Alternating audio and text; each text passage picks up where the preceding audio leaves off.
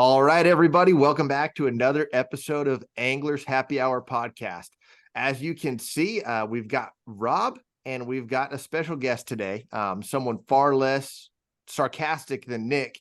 It's our good buddy, Dave Davis. So Nick's on a little vacation, and Dave's a good buddy of ours, an avid tournament angler, and the owner of DD26.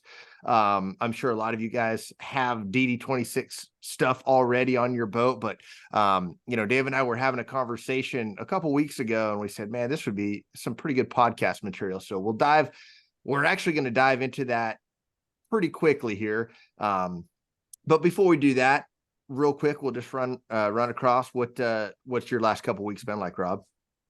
Well, again, I still haven't been fishing a whole lot. It's just working on my boat garage and hoping to get that done once fishing starts to be really good come springtime. But yeah, that's been my life every day. I wake up and that's what I do. So hey, that's the time of year to do it. It's great. Yep. It's fishing has somehow still been decent out here. Yeah. Dave, I saw you at the lake the other day, and you had a solid day. Nick and I took the boys out, and we had a good day. And I've fished a couple of times since then. It's been good, but we do have the coldest week of the year. I think it's probably pretty safe to say that this week that the storm that hit yesterday and the next week ahead, coldest week that we're going to have all year here in Arizona. I guarantee the water temps are going to drop another 2 or 3 degrees or more, and we'll see what that does to the fishing. But as of right now, it's been a decent winter, I would definitely say. What were you seeing in water temps up until this last weekend? What were you seeing?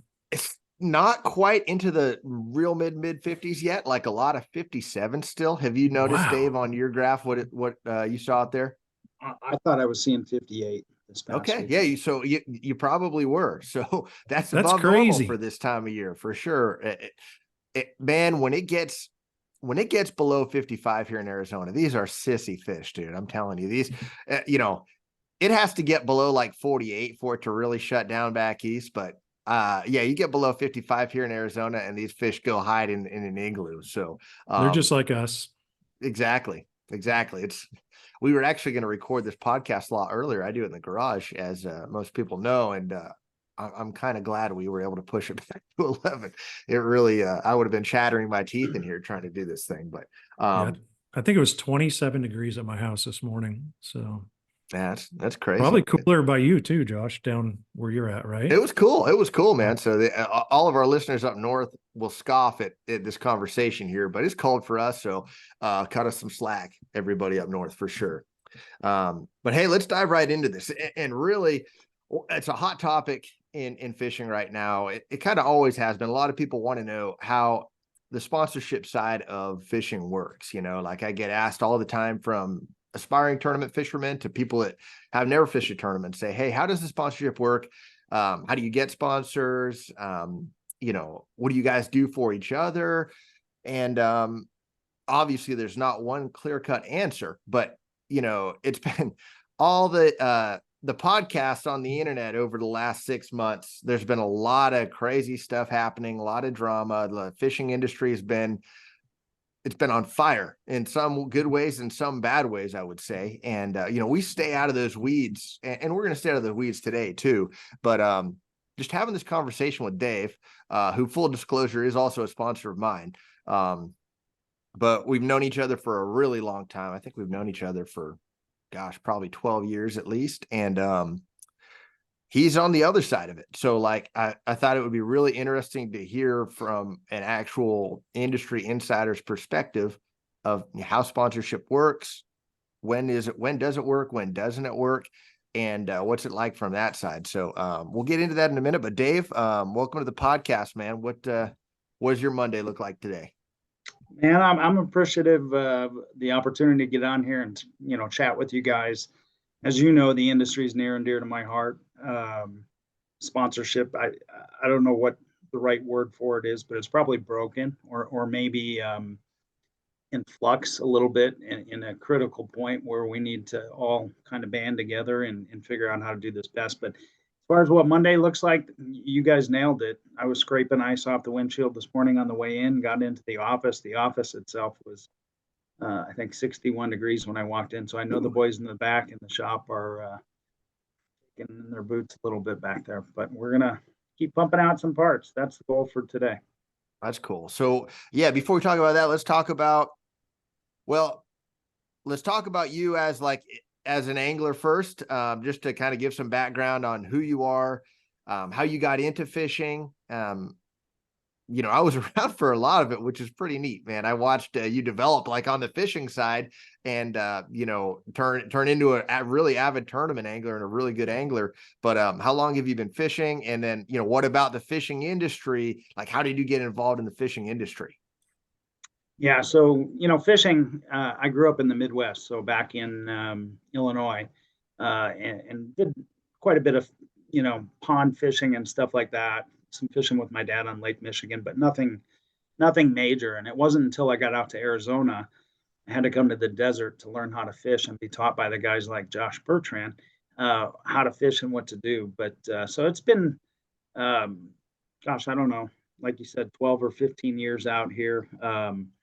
As far as getting more involved in the fishing industry, the great part of that, Josh, you were a big part of that. With Rigid Industries, we chose to go in 4 or 5 different vertical markets where we really wanted to help that industry and grow within that industry. And fishing was one that just kind of jumped out to me. So once we sold Rigid, um, it was awesome for me because it was an eye-opening experience in the fishing community. I just loved it, fell in love with everything about it. We got so involved in it that you can't help but want to be um, a bigger part of it in terms of helping lay a foundation to make sure that it's there 15 years, 20 years from now. So it just was a great opportunity. And without guys like you, I think you took me to my first tournament, if I'm not mistaken. So, Yeah, we did. If you have important calls, dude, just take them, and Rob and I'll take the phone. We'll take the podcast over, man. But yeah, it's been cool to see. And when I look at what DD26 has turned into, it's still a pretty young company. Yeah, it makes me proud to know you, man. It's all American made stuff, and people are like shocked when they find out that you're right here in Mesa. Like, someone will make a comment, whether it's a guide client or someone I see at the ramp or just whatever, the company comes up and I'll say, yeah, the owner's a buddy. He lives, or, the office is right here in Mesa. So it's pretty cool to see. We don't have a lot of, I don't know, we don't have a ton of fishing industry here in Arizona. So I think that's pretty neat. What else is based out of here that you guys know of? boy, I think there's a few of the mold guys, the guys that make mold for custom plastics, some fishing rod guys, right? But there's not you're right, there's not a lot. But I will tell you this, Josh, we get more walk-in traffic than I ever dreamed of. It's good and it's bad because I end up usually, I don't know how to shut my mouth, so I talk to people for half an hour, 45 minutes, but it's awesome actually. And guys get to actually walk and see the shop. And we're proud of what we do. The guys in the back, super blessed with the staff that cares, that's Yeah. passionate about the industry.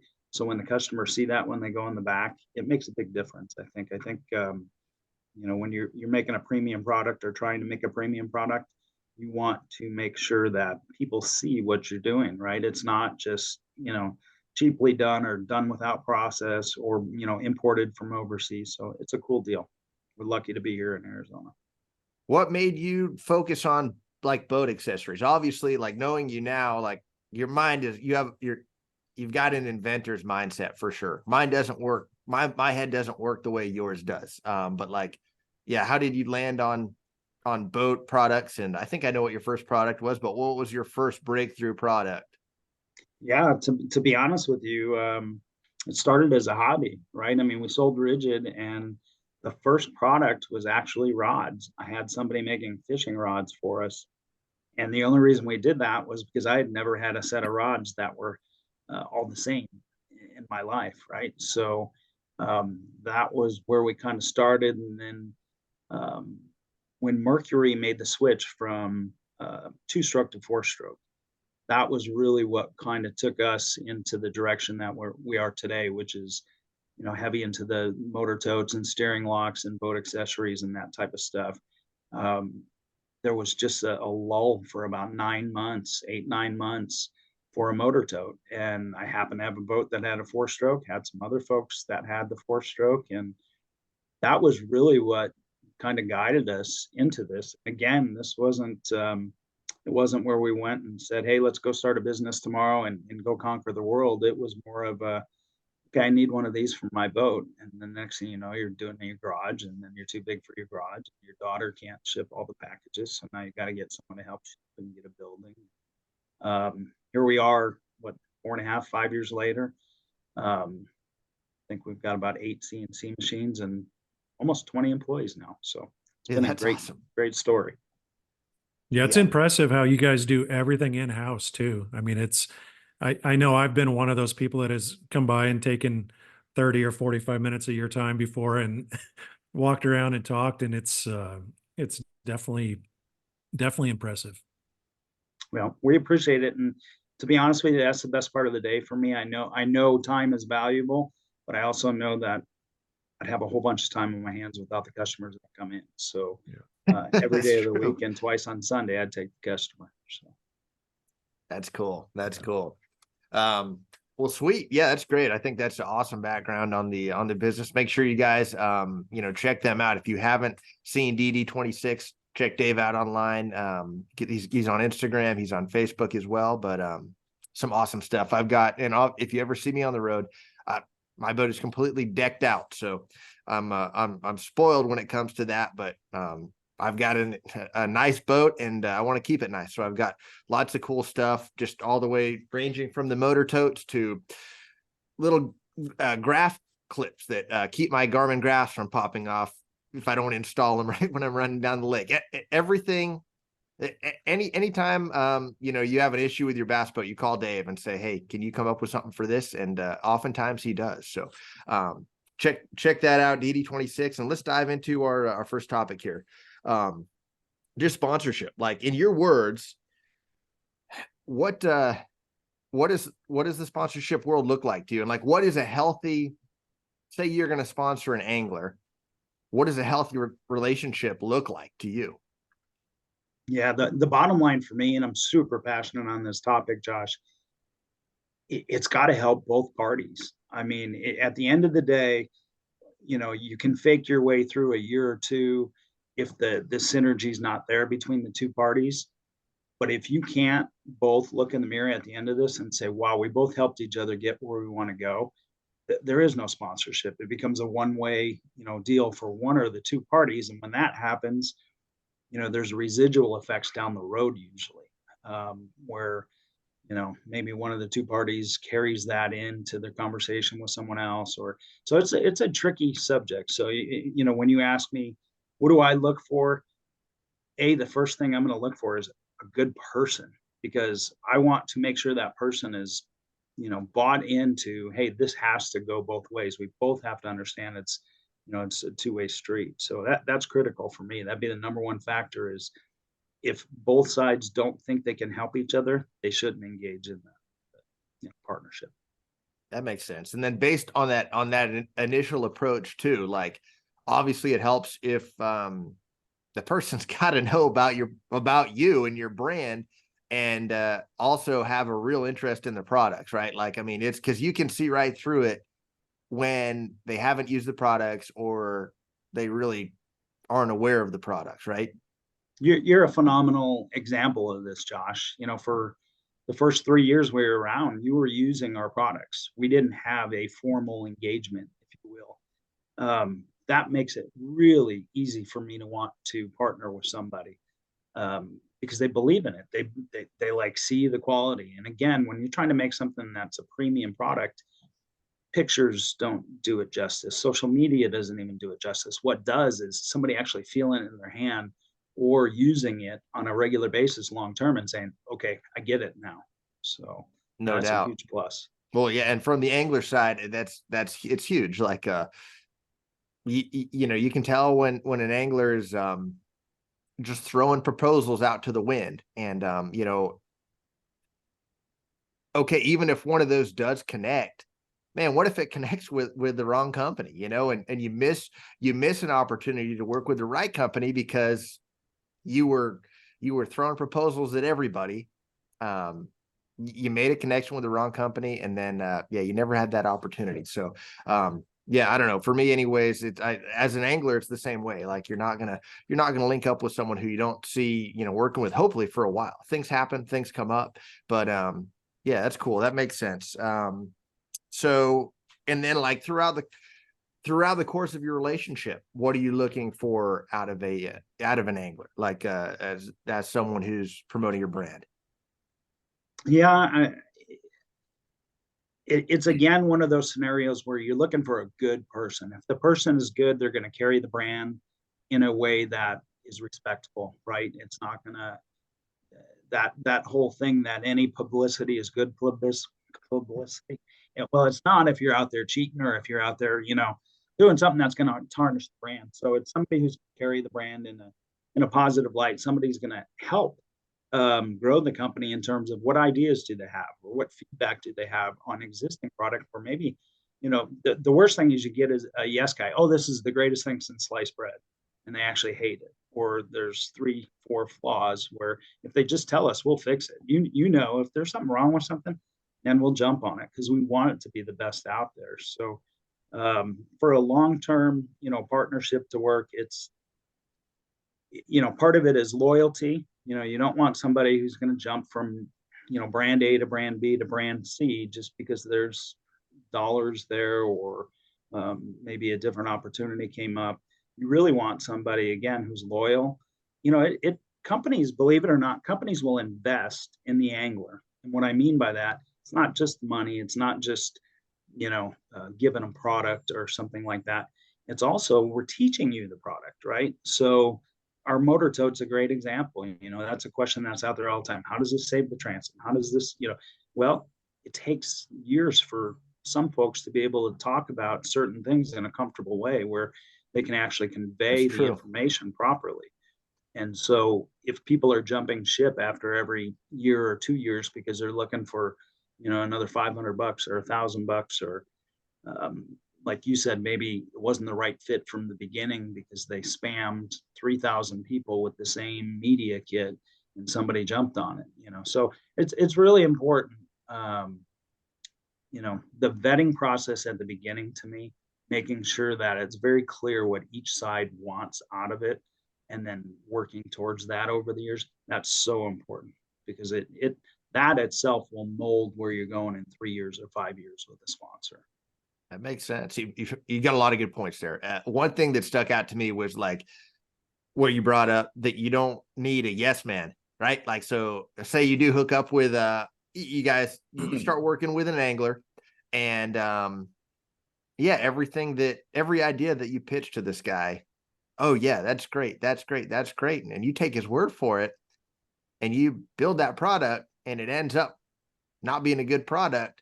That's, you're the one losing out there. I've seen it big time on the fishing tackle side, right?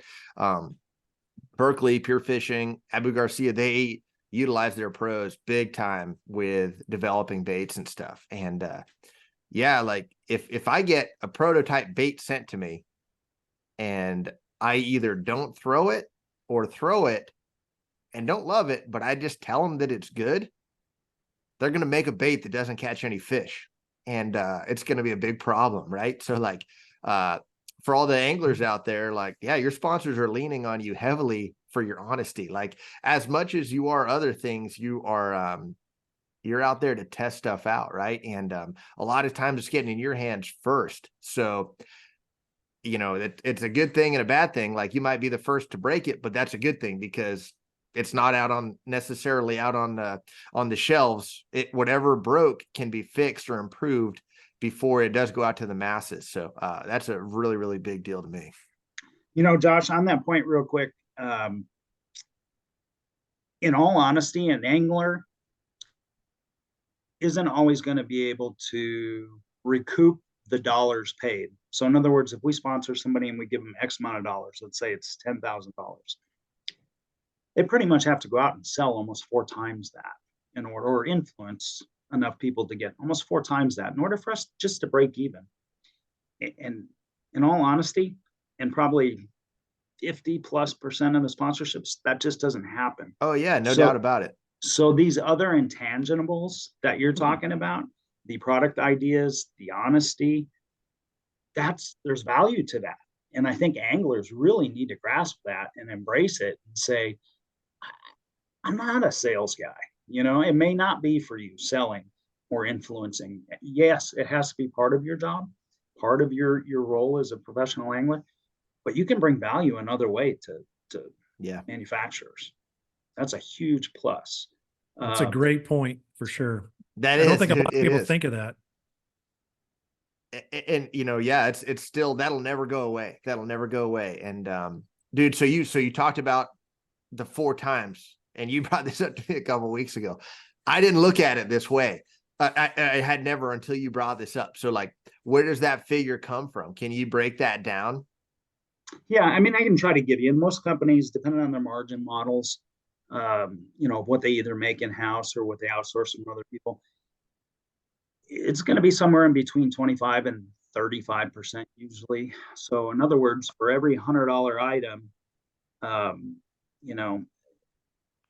pretty much got to sell $350 to $400 worth of stuff just to recoup all your costs. And your costs could be the items, the material, the machining of the parts, the powder coating, the assembly, the marketing, the website, the building, the insurance. I mean, there are so many costs that go into owning a business. And of course, Uncle Sam loves his portion of it. So really it boils down to, people talk about pricing items and everything else. And you really want to boil it down and say, what do I need for the right, partners to be able to carry it? Bass Pro, Tackle Warehouse, whoever the folks might be that are going to be your partners, right? What margins do they need? So then what does my retail need to be? And then what's my actual cost? So if I'm giving something to an angler, I'm not only losing it what I could have sold it for, but I'm also losing the actual cost, machining, all the labor in house. So when we say 4x of something, for angler just to break even, that's a pretty good figure for us because it's about 25%. So it's not a perfect number, Josh, but it's a pretty good ballpark. Yeah. Yeah, it makes sense. Yeah, from an angler's perspective. And the one thing I never really thought about was like, yeah, that's a product that you built to sell. So you're losing the sale on that as well. So pretty interesting. Okay, so with that being said, what are some of the things that are challenges or things that you see that are issues in the angler and business sponsorship world right now? Like, what are some of the things that are real challenges for you? Everybody lives in their own space, and that's a very vague statement, but I live here at the shop, right? I know what my cost model is. I know what I have to pay out, for taxes and bills and salaries, and I know the pressure of putting food on not only my family's table but my employees' table. The angler, they live in their world, and they know what it costs them. They know what their entry fees are going to be. They know what their gas fees are going to have to be. They know how much time they're going to have to put into practice and all of this. And sometimes, we put the blinders on and we really just don't take enough time to look at it from the other side. When I hear some guys reeling off, anything from the cost or the commitment, or it's the same. You're running a business as an angler, and I'm running a business over here. And in our case, Josh, we're both small family businesses, right? You got your wife and kids. I got my wife and kids. I got my 15, 20 guys out there and their wife and kids. So it's not like we're all just floating in money or floating in time. And so that's why the decisions are so important. That's why the challenge, you asked me what the challenge is. The challenge is really partnering with the right people, because it is not easy. It's not easy for you to run your business. It's not easy for me to run my business. And so if we're hurting each other in any way instead of helping each other, again, it's going to make it a longer run. And so biggest challenge is partnering with the right folks and also understanding. Have those conversations with your vendors or your sponsors individually. What are your costs going to be? Doesn't mean you expect them to pay for it, and make sure they know that. I'm not expecting, I'm just being transparent, right?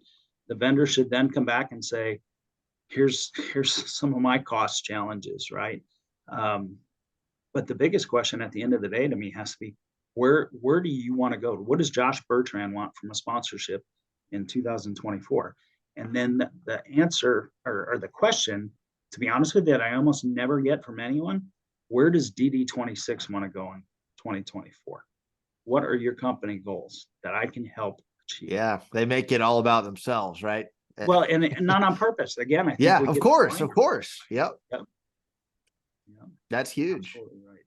Every sponsor is different too. Like, your value to one sponsor is going to be totally different from your value to another one, to another one, to another one. And that's why, a friend of mine years ago recommended, as a young angler that was trying to get my first sponsorships when I started out, and I still kind of go by this now, is like, every single company is so different that you can't have one approach and use it with all sponsors. You really need to take the time and say, okay, this is the situation that I picture this company being in.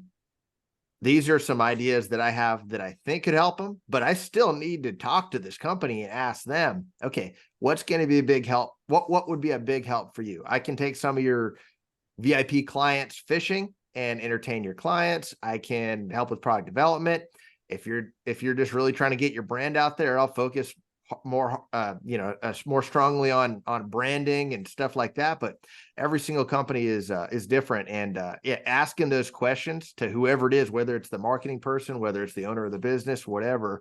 But that's cool, and I definitely think that makes a lot of sense. Ask what the goals are for that company moving forward, because a couple more light bulbs might pop off in your head. Oh, well, I could actually help with this. I know someone that does this, and I'll get you guys connected, or whatever it might be. So that's pretty neat. And good on you, Josh, for identifying that, that each company is different. And the advice that I would have to all the anglers out there, you're different too. You bring something of value to each of these companies. Do not send a blanket media kit over to a company that you don't know saying, I hope we can partner together in 2024. They don't know if you use their product. They don't know if you like their product. They don't know what your objective is. All they know from this email is you want some money. That's the quickest way to get shoved. Honestly, that's the quickest way to get shoved aside. And it's also the least productive way to build a relationship. Sponsorships are relationships for the most part. I mean, the successful ones that you see go for 5, 10, 15, 20 years, they don't last because the parties hate each other. They last because there's a bond there now. There's a relationship. There's a trust factor. And so when you go out to start a sponsorship, start it with trust and relationship. Don't start it with a blanket email that you would send to anybody from Texas Roadhouse to Walmart to DD26. Start it with people that you actually care about. You use their products, you're proud of what they do, and you want to be part of it. How often do you see stuff like that?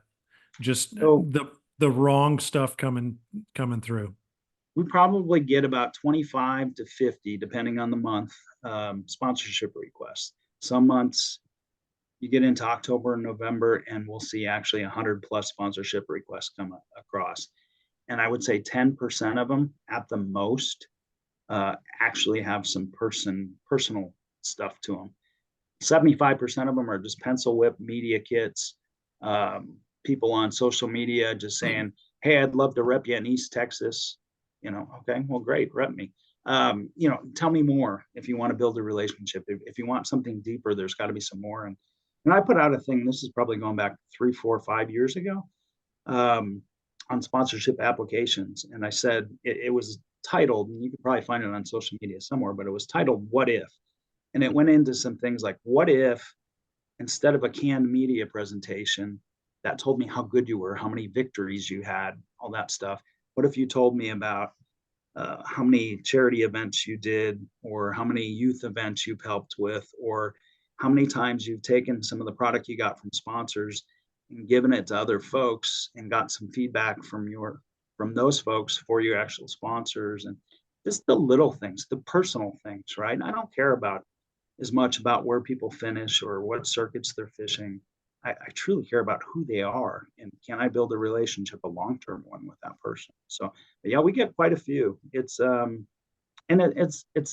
because if you don't respond, you'll get bashed on social media. I had one person who responded, or not responded, sent an email, sent a social media message. And frankly, the way that they were worded, um, they went to the bottom of the list on priority just because there was nothing that said, hey, I'm different. I'm an angler you need to take a look at. Hey, let's build a relationship. And so what did that person do? They went out and put a couple of videos and just bashed us because we didn't respond.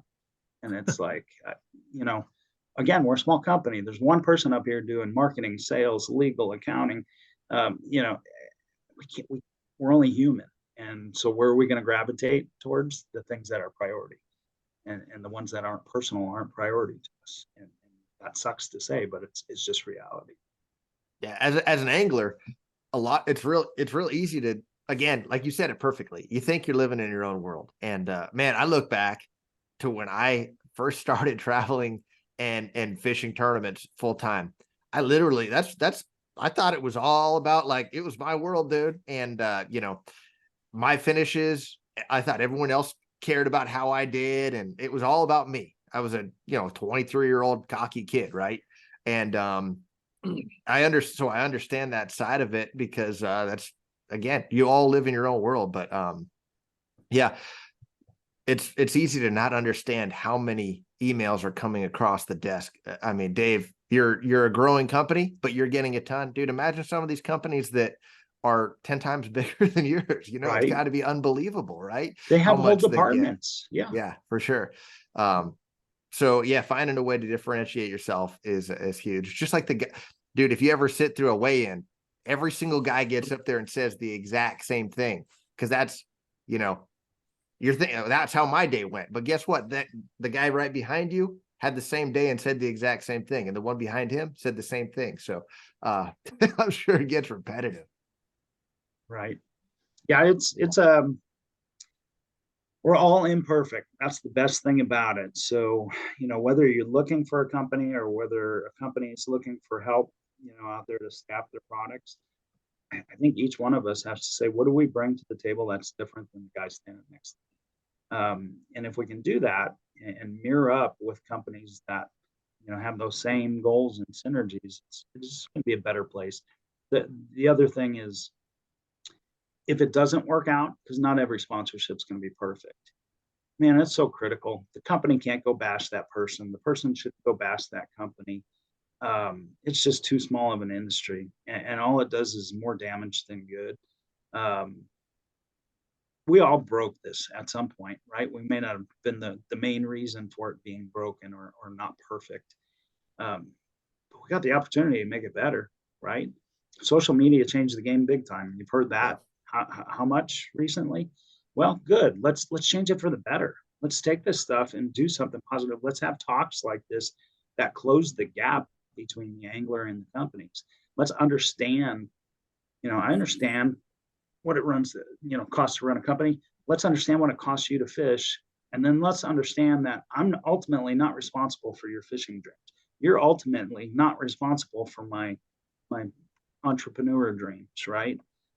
Because I go buy Haas machines, $2 million worth of machines. It doesn't mean Haas is going to sponsor me because I have a big electric bill because of those machines. SRP is not going to sponsor me. However, it's up to me if I do want to build a better relationship with Haas, because maybe I'm going to buy another machine and maybe I would like a deeper discount. That's up to me to go work that relationship, not to expect it, right? And so there's no guarantee I'd get anything, but I assure you I'd have a better chance if I will work it. So at the end of the day, it's work, it's jobs, it's companies. You have yours, I have mine.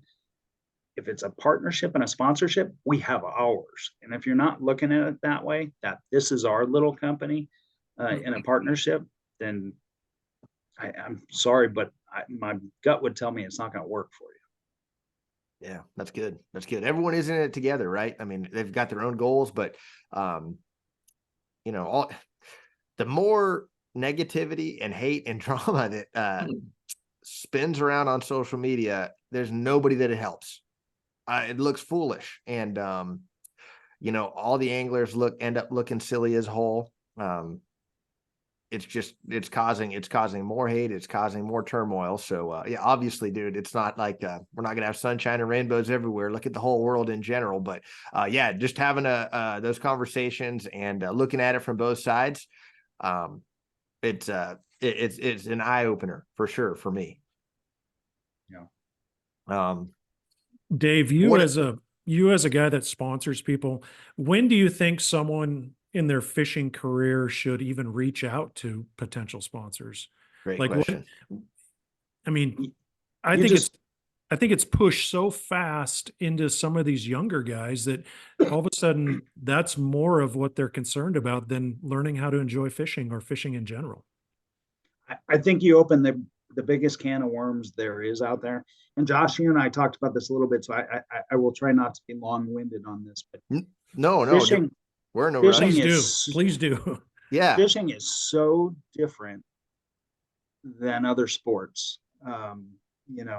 At Rigid Industries, we sponsored everything from Baja racing to fishing to, believe it or not, firefighter races, all kinds of stuff, right? Every different little hobby or interest has its own groups and its own foundation.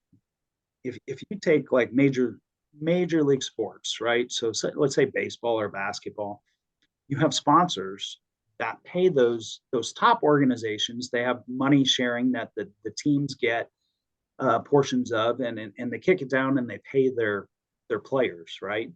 The players then at the pro level are also able to go out and get their own sponsorships. Michael Jordan with Nike, great example, right? But this money at the top and then fed down as salaries or payments, or, like in golf, they pay out by tournament.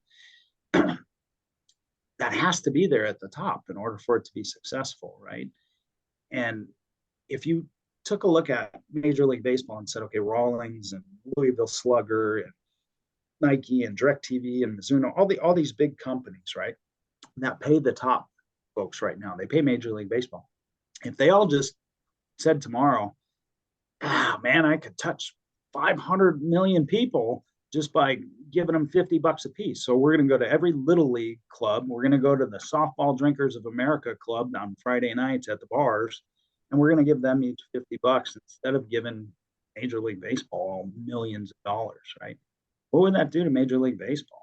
I mean, it would probably not be real good for the pros playing in that, I would assume. But in fishing, that's exactly what we do.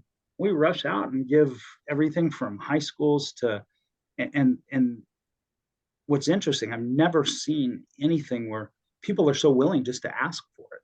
Just, oh, we're having a tournament. Can you donate some items? Again, that item, $200 item cost me $800. Really, in reality, it's not. Doesn't seem like that, but it does by the time of everything I put into it, what I could have sold it for, and it's crazy. It's I think if you are young in the sport, your best bet, and this is me out of courtesy more than maybe what should be the law, look for non-endemic sponsors. Look for sponsors that maybe it's in your local community. It's not going to impact a Brandon Polinick, a Josh Bertrand.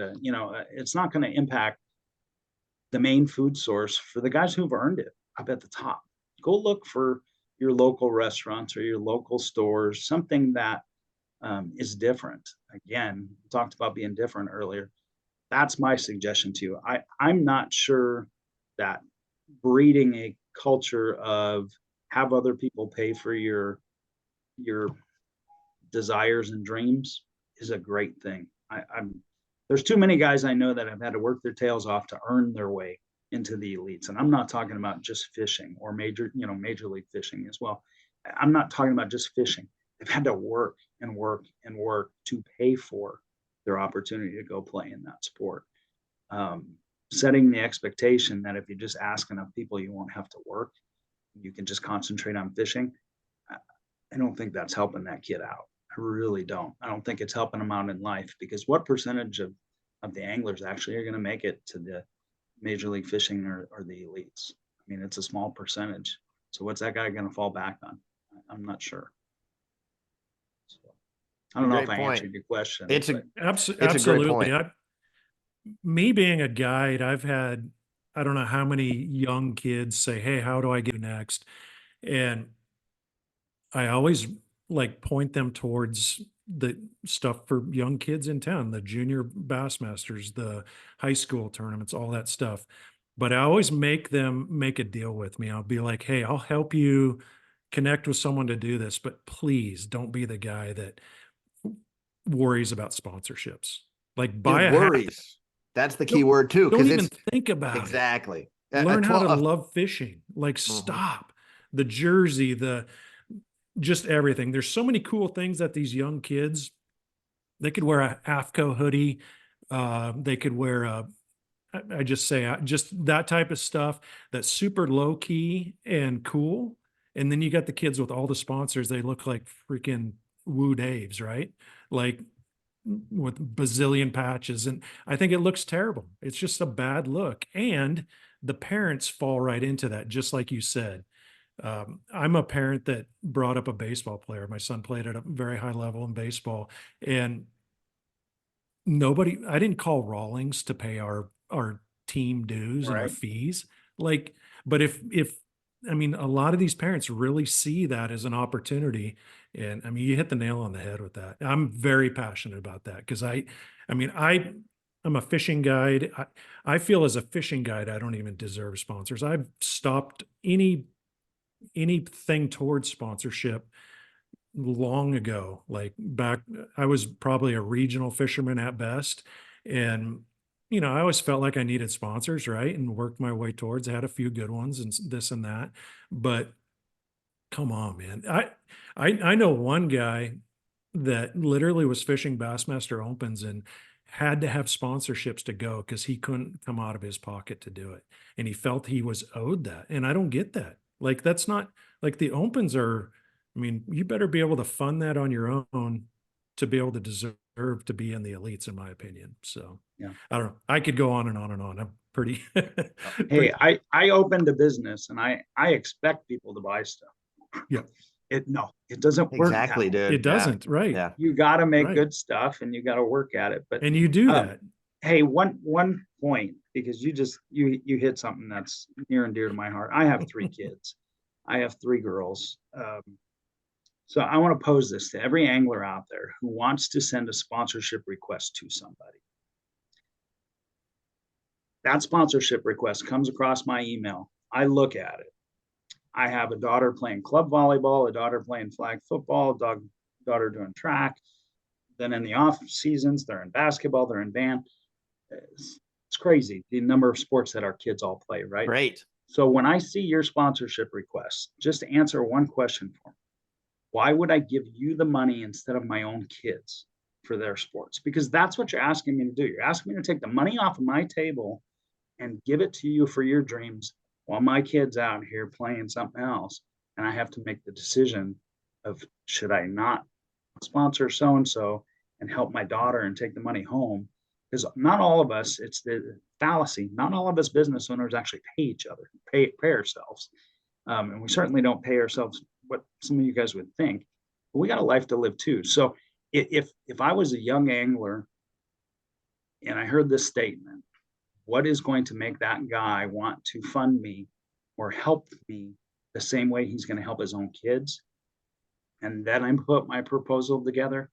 I think you're going in the right direction because that's really what you're asking somebody to do.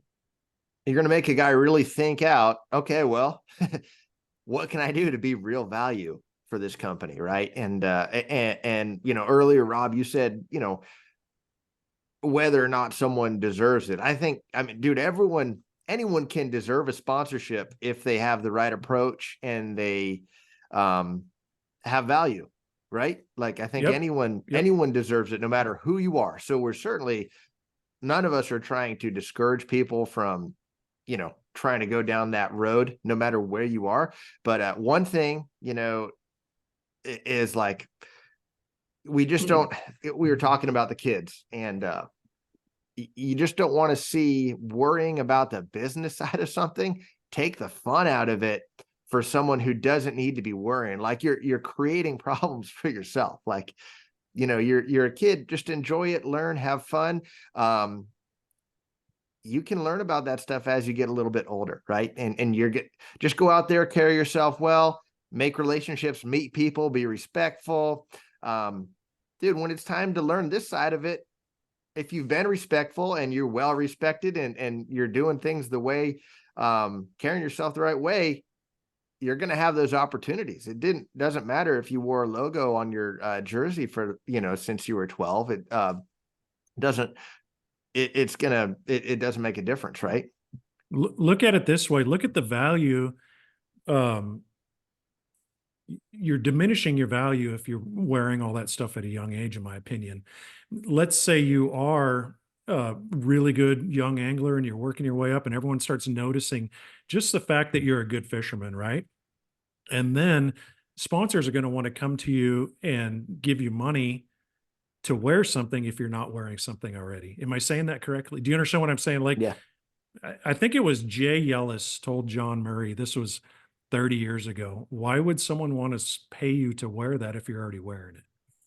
So yeah, I hear you. But and here again, I agree.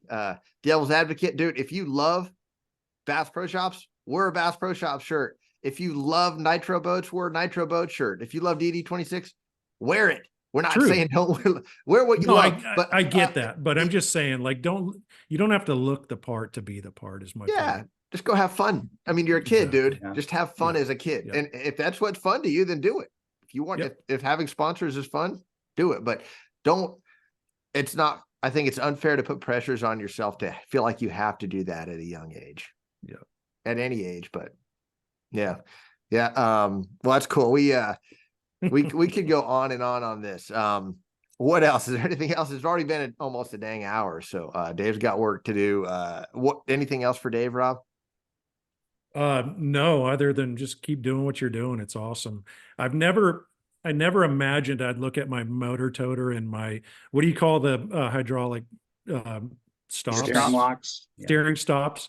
I never thought I'd look at them and be like, those are badass, but they are badass. So it's pretty cool. And I kind of I look at some of the cheesier motor stops or steering stops, and it's like, I don't know. The DD26 ones just look cool. So, well, we appreciate it. Not only do they look cool, they're one of the few out there that you're able to use it on multiple different steering systems. And when you click those in there, man, they're not going anywhere. Solid. Again, so it's about the performance, the cool factor and all of that. That's I just can't see having a $50,000 to $100,000 boat and not making something that looks the part as well.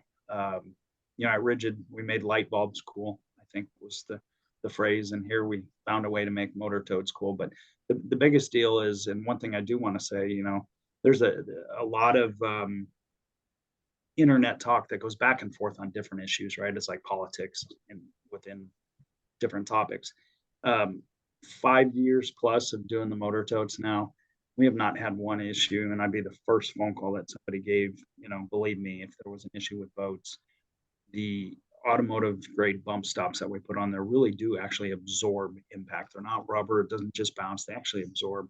We've done a really good job at the technology side of things, making sure we don't use materials that are going to damage your trim seals and your hydraulic steering seals, stuff like that. So we've tried to take the extra step. It's cost more to do it. It's cost more to do it here in America, but man, I wouldn't change a thing. I'm super appreciative of the opportunity to help the angling community in any way I can by making good stuff.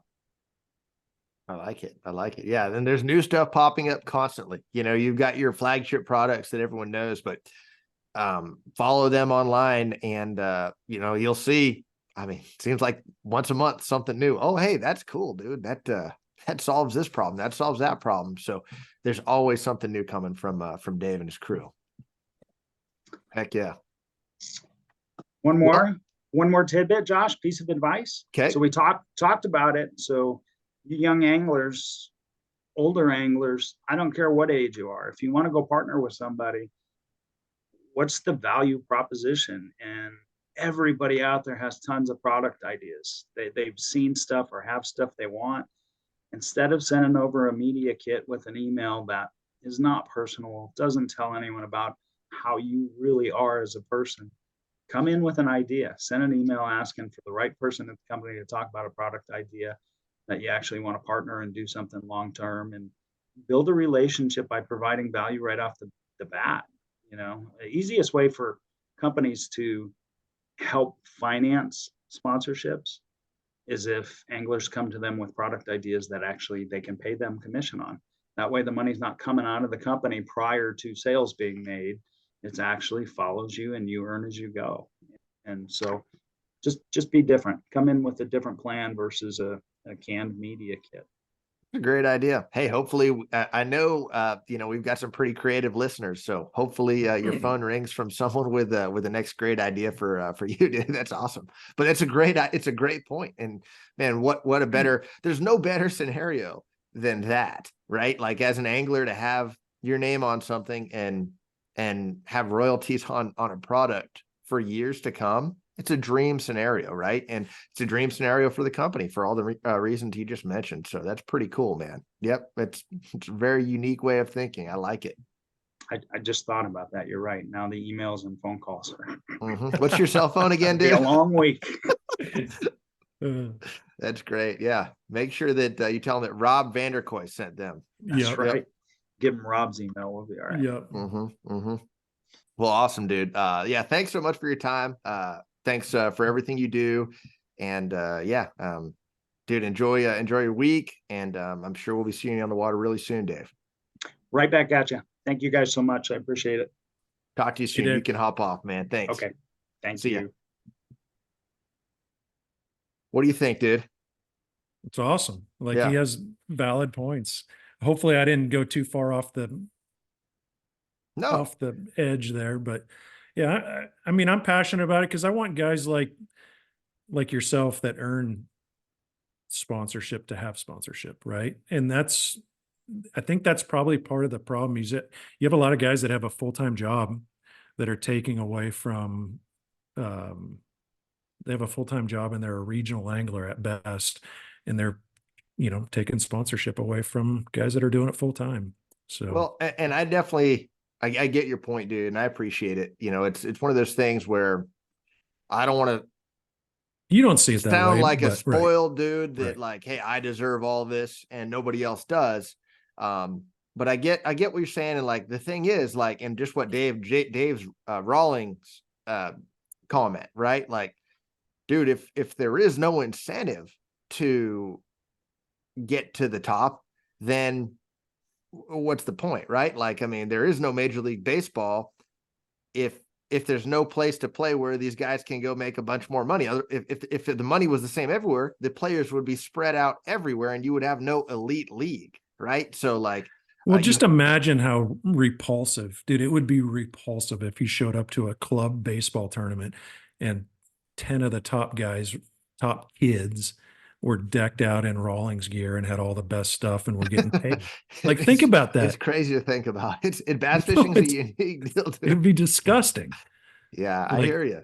I don't know. Yeah, Whatever. I hear you. Go down to the rec basketball game and kids got all the right shoes and, just like whatever, dude. That I don't know. We need to change the subject.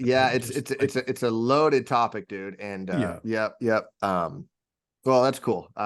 Matt, I appreciate Dave coming on. It's just interesting to hear from that side. This episode might not be for everybody. It's a little bit different than our typical shows, especially without Nick. But it'll be for a lot of people. And dude, if I was an aspiring tournament fisherman or even a tournament fisherman now, an established tournament fisherman, you could learn something from listening to Dave. Like, absolutely, that will help you get more sponsorships and better sponsorships and have better relationships down the road if you pay attention to what he said. I'm sure of it. My favorite thing about Dave is the fact that he comes from Rigid, and Rigid was not just bass fishing, right? Like, it was bass fishing was such a small portion of their sponsorship, and he dealt with, I don't know what his title was there, but I'm assuming he was in marketing and sales. Director of sales. And he was one of the owners of the company. Yep. Yeah. So he was dealing with top end off-road racers, what do you say, all kinds of different Yeah. type of Oh yeah, sponsorships. for So, sure. so Yep. he saw, I mean, he had people coming to him with completely different approaches from every different facet of sponsorship that they did. And yeah, I bet if he wanted to go after sponsors, like personally, like he would have all the tricks in his pocket, right? Because Yeah. Yeah, dude, he's you're seen it all right. come towards him. You're So, right. Yep. Yeah. Yeah. yeah, You pretty know, interesting. shout out to my buddy Todd Klein, dude. We've had Todd on the show twice, but he was the director of marketing for Quicksilver, right? So Look what like it's, and he's, yeah, yeah, it's such genius. an advantage because Yeah. he knows what is valuable to these companies, right? And Well, you he's able just to don't know. articulate it too. Yeah, you know exactly what not to do is probably a lot of it, right? Sure. Sure. So, Yep. yep. It's a learning curve. And man, I've learned plenty of lessons the hard way that, you know, and I still do. Like it's still over time, you learn more and you make mistakes. But yeah, I had some embarrassing phone calls with like, you know, prospective sponsors when I first started out. Like, you know, I say 3 or 4 things and the phone just gets hung up, right? Yeah. And you know, it's just I had no idea what I was doing. Like I didn't grow up in that field and still I'm still learning. So and things are changing. Like uh it's a lot different than it was 20 years ago. It's a lot different than it was 10 years ago. So Yeah. I everyone think takes their own path. when I was trying to get sponsors, and I mean, I had some really good sponsors years ago, but like you talk about awkward phone calls, dude. Yeah. My God, if you don't like some of the worst phone calls in the world, right? Like so nervous to talk to this guy. Oh, Like, sure. oh, it was, yeah, I had some interesting ones because I always did better face to face. And that's not the world we live in, you know, it's just Yeah. not. Yeah. Well, So, now, dude, it's all AI. yeah, Now you even can just worse. type out, I bet Yeah, I half the emails guess. Dave gets are AI. They're probably not God, even can you writing it imagine? themselves. God, crazy. So, Yeah. anyhow, you Yeah. going fishing this week? Um, I am going to Houston tomorrow, so I'm driving cross What's in country. I'm Houston? headed to Houston. Got a little sponsor deal going on over there, and the public will hear more about that soon. It's Gotcha. Okay. something cool that's coming out. So gonna go head over there for a few days. I'll head to Santee Cooper to go ride around and pre-fish that for a little Nice. bit. I went back and forth, but hey man, You got it's to do only it. it's only Yep. 2,000 miles across the country. May as well just do it, right? So gonna drive Have you over there. have you been there a few times? No, that's why I'm going. It's absolutely So it's all massive. like it's all about navigation, right? You're going to learn how to get around and not tear your boat up and Exactly. And navigate right. and then just mark stuff like it's pre-spawn. So although there are a lot of trees and stumps and stuff, there are still a lot of brush piles and stuff. And yeah, if Gotcha. I can go throw 500 brush piles into the Garmin encyclopedia or the Garmin phone book or whatever you would call my playbook into my playbook, Yep. and you know, just learn some different things, it surely won't hurt. So do that, and then I'll Cool. fly home. So yep. It's time to start getting things rolling. The schedule this year is not out of control. Things are spaced out. So I do have time in between the events. We've got 2 pretty quick and then a pretty good break after that. So I'm looking forward to it, man. I just the first tournament of the year, you're packing for everything. And like, you know, once you get mid-season, you're kind of a well-oiled machine, but it's been a few months since I, you know, traveled to one of these. So it's just getting everything organized and set up again is something to, it's a process. Right on. That's Yeah. cool. But Cool. yeah, well, dude, if you're good to go, I'll let you get back to your contracting. And yeah, thanks again to all the listeners. Thanks for Dave for coming on, and we will be back at you guys soon. Thank you much. Awesome.